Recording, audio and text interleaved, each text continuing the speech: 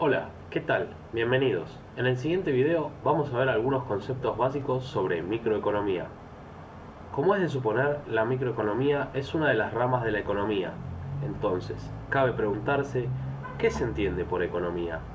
Cuando pensamos en economía, tenemos que pensar tres factores. En primer lugar, que es una ciencia, es decir, no es una simple creencia, sino que es el conjunto de conocimientos obtenidos mediante la observación, el razonamiento y la experimentación. En segundo lugar, el objeto de estudio de la economía es la administración de los recursos escasos que requiere el ser humano individual y colectivamente para desarrollarse. Y por último, que la principal finalidad de la economía es mejorar el bienestar de las personas. Y para dar una definición formal diremos que es una ciencia social que estudia cómo las personas, países y organizaciones organizan los recursos para satisfacer las diferentes necesidades. ¿Para qué? Para mejorar el bienestar de las personas. Pero, ¿qué son las necesidades? Una necesidad es el deseo o carencia de algún bien o servicio. La Real Academia Española, entre sus acepciones, define a las necesidades como la carencia de las cosas que son menester para la conservación de la vida. Si pensamos un poco más en profundidad, notaremos que las necesidades son ilimitadas. Nunca llegaremos a satisfacerlas todas. Lo que sí podemos hacer es clasificarlas para poder comprenderlas mejor. Las podemos clasificar en primarias y secundarias o psicológicas. Así, las primarias serán aquellas indispensables para la subsistencia, como por ejemplo comer o beber agua. Si pudiésemos prescindir de ellas, son necesidades del tipo secundarias, como por ejemplo comer langosta o tomar alguna bebida en particular. También podríamos clasificarlas en individuales y colectivas, donde las individuales serán las que se refieran estrictamente a las apetencias del individuo, como pueden ser vestirse o descansar, y las colectivas las que afectan a un grupo en particular, por ejemplo la salud o la educación. O podríamos pensar en clasificarlas como complementarias y sucedáneas. Entonces diremos que por ejemplo son necesidades complementarias el tener una taza de azúcar si queremos beber café o tener combustible si queremos movernos en auto. Y sucedáneas aquellas que pueden ser satisfechas por varios recursos, por ejemplo comer carne, ya sea de cerdo o de vaca, o tomar una infusión caliente, ya sea café o té. La satisfacción de las necesidades tanto materiales como inmateriales nos obliga a tener que realizar actividades productivas. A partir de la realización de estas es que obtenemos los bienes y servicios necesarios.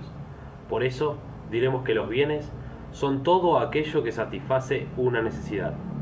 Alimento para comer, un celular para comunicarse, libros para aprender, una casa donde vivir, ropa que vestir, etc.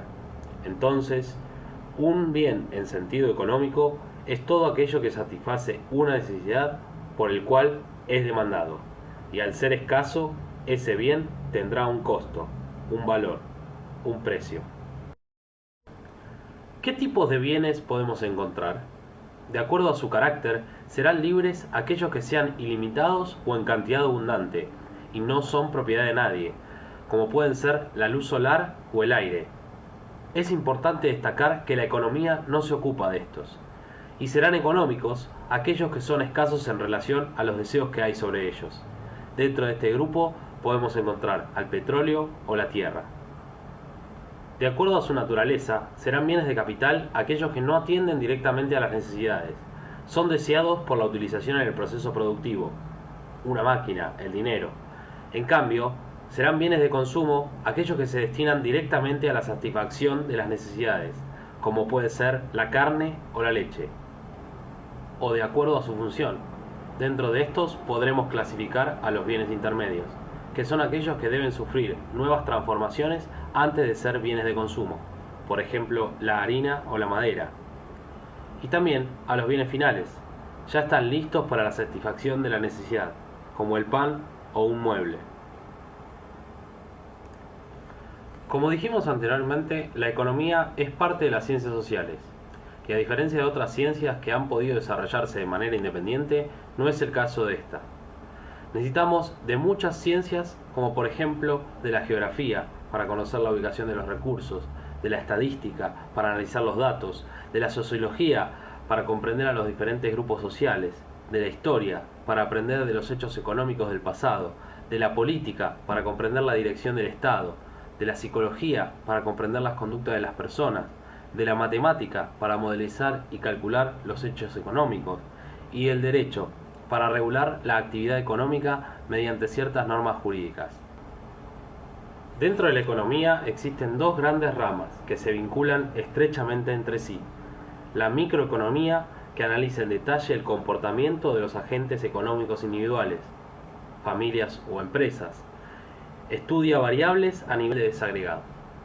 Y la macroeconomía, que estudia las unidades económicas tomadas en masa, analiza las relaciones que se provocan entre ellas a nivel local e internacional. Se ocupa del comportamiento global del sistema económico reflejado en un número de variables, un país o una región. Con esto concluimos por ahora. Saludos y hasta pronto.